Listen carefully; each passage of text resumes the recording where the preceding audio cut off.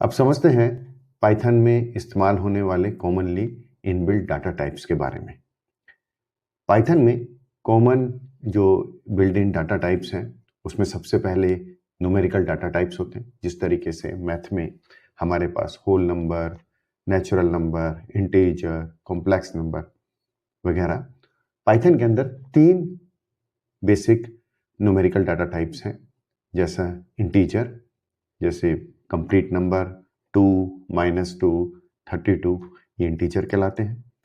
Float यानी decimal 2.2, 2.0, ये float या डेसिमल की फॉर्म में होते हैं। कॉम्प्लेक्स नंबर जिसमें रियल और एक इमेजिनरी पार्ट होता है, उन्हें कॉम्प्लेक्स नंबर कहते हैं।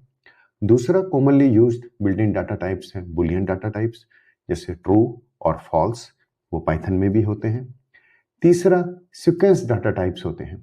सीक्वेंस डाटा टाइप्स में जो सबसे ज़्यादा यूज होते हैं वो लिस्ट है और दूसरा टपल है। तो 2 हमारे पास सीक्वेंस डाटा टाइप्स हैं। इसके अलावा पाइथन में मैथ की तरीके से सेट डाटा टाइप्स भी होते हैं और साथ में एक special class of set data types हैं जिसको आप इम्यूटेबल कहते हैं या जिन्हें हम फ्रोजन सेट्स कहते हैं। देन उसके बाद डिक्शनरी डाटा टाइप्स हैं पाइथन में, जिसमें की वैल्यू पेयर होती है, उनको डिक्शनरी डाटा टाइप्स कहा जाता है। टेक्स्ट है हमारे पास या स्ट्रिंग भी कहा जाता है, वो भी पाइथन में डाटा टाइप्स हैं। और एक रेंज डाटा टाइप्स है जो स्टोर करता है सीक्वेंस ऑफ नंबर्स को। और लास्ट में नन डाटा टाइप यानी एम्प्टी डाटा टाइप है। अब इन 8 broad basic common data types के बारे में हम कैसे क्रिएट करते हैं, कैसे उन्हें कंस्ट्रक्ट करते हैं, उसको हम एक एक करके अब समझते हैं।